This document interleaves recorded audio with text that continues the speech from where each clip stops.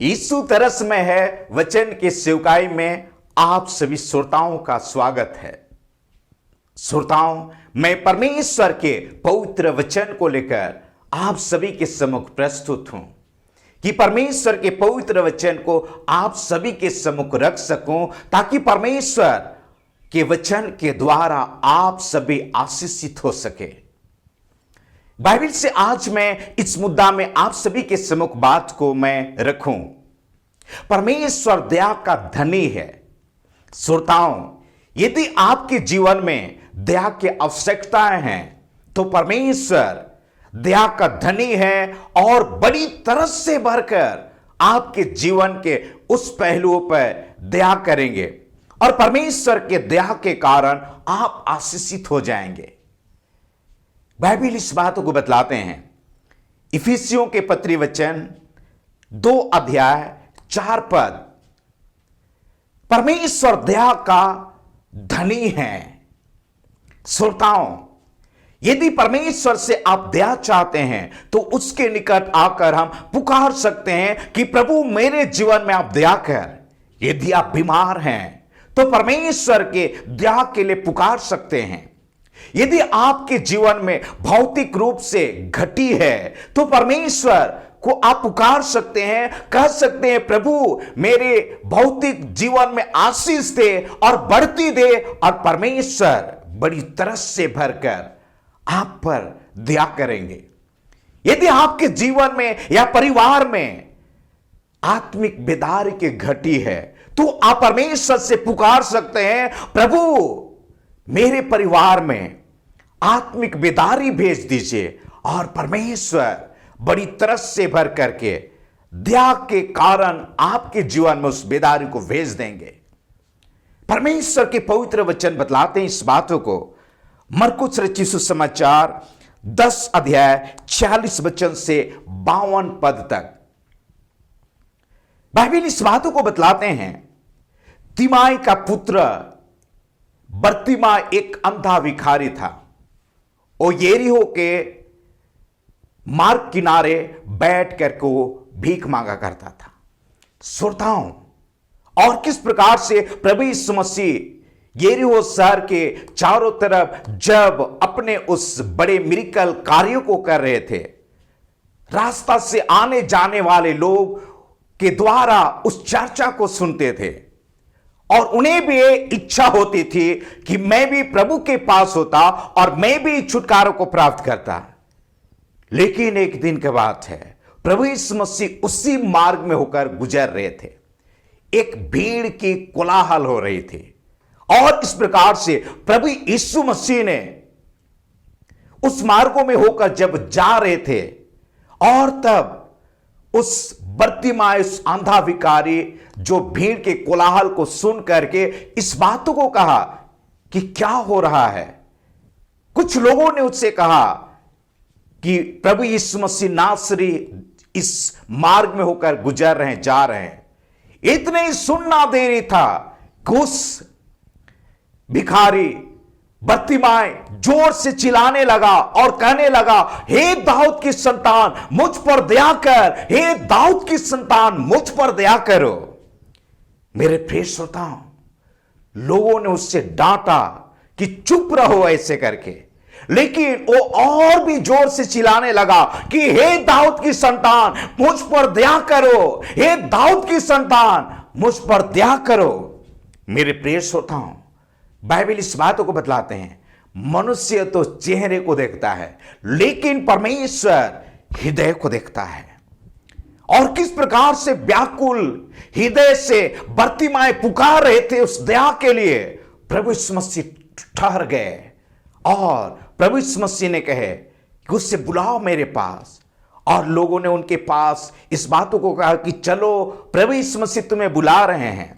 उन्होंने उठा और प्रभु यीशु मसीह के पास गया और प्रभु यीशु मसीह उनसे इस बातों को पूछे कि मैं तुम्हारे लिए क्या करूं, बताओ।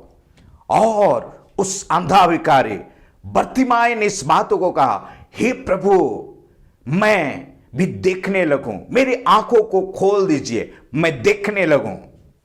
प्रभु यीशु मसीह ने उस बर्तिमाई से कहा, जा, जैसा तुम्हारा विश्वास है वैसे तुम्हारे लिए हो। और इस प्रकार से उस बर्तिमाई उसी घड़ी उनकी आंख खुल गई और देखने लगा, और किस प्रकार से प्रभु को धन्यवाद दे पाया होगा। श्रोताओं, आज हो सकता है इस संसार में हम दया के लिए हम कई दरवाजे खटखटाते हैं कि मुझ पर दया करो, मेरी मदद के लिए आगे आओ, मुझ पर दया करो, मेरी सहायता करो। लेकिन कई बार इस संसार के कई दरवाजे खटखटाने के बावजूद भी आप ठुकरा दिए जाते हैं, और उस अवस्था पर आपको ऐसा महसूस लगने लगता है, काश कोई मुझ पर दया करता, काश मुझ पर दया करके मेरी मदद करता, और इस प्रकार से मैं आशीषित होता। जिस प्रकार से इस बर्तिमाई जब पुकारने लगा, हे दाऊद की संतान मुझ पर दया कर, लोगों ने डांटा। हो सकता है आप भी दया के लिए संसार के कई दरवाजे खटखटाए होंगे, लेकिन आपको ठुकरा दिए गए होंगे। लेकिन आज इस समय आप परमेश्वर के वचन सुन रहे हैं। अगर आपके जीवन में दया की आवश्यकता है तो आप पुकार सकते हैं कि प्रभु मुझ पर दया कर, और बड़ी तरस से भरकर परमेश्वर आप पर दया करेंगे। बाइबल इस बात को बतलाते हैं, दानियल की किताब 9 अध्याय 9 पद इस बात को परमेश्वर के वचन बतलाते हैं कि परमेश्वर दया का सागर है।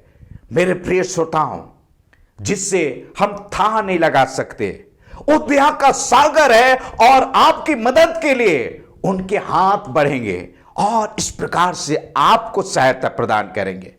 मैं इस बात के लिए परमेश्वर को धन्यवाद देता हूं। परमेश्वर के पवित्र वचन बतलाते हैं, दूसरा कुरिन्थ के पत्री वचन 1 अध्याय 3 पद, वो दया का पिता है।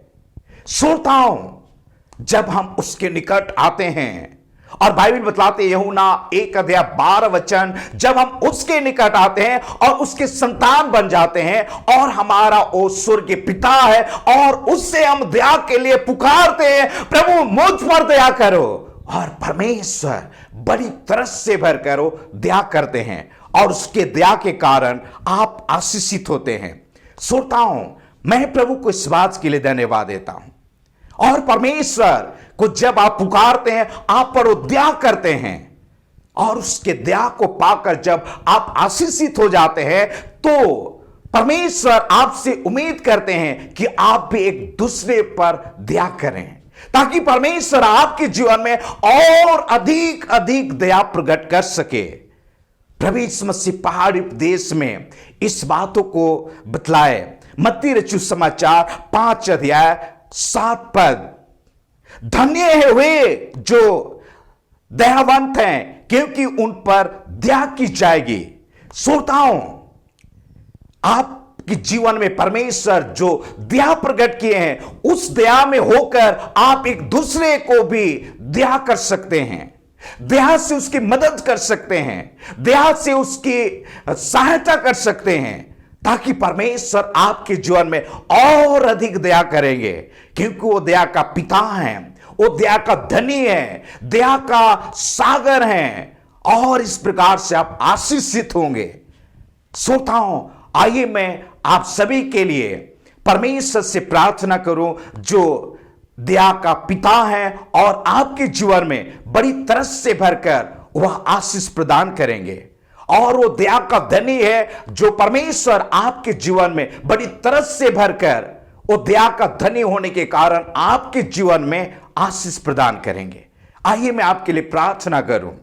स्वर्गीय पिता, मैं इस घड़ी प्रार्थना करता हूं, देख ये आपके संतान हैं, और बड़ी तरस से भरकर इनके जीवन पर आप प्रभु आपका दया के कारण इन्हें आप स्पर्श कर लीजिए, और इनके जीवन में मेरे प्यारे प्रभु जी, जिस भी पहलुओं में दया की आवश्यकता है, बड़ी तरस से भरकर आप दया का धनी है, इसलिए अपने उस दया को उंडेल दे मेरे पिता।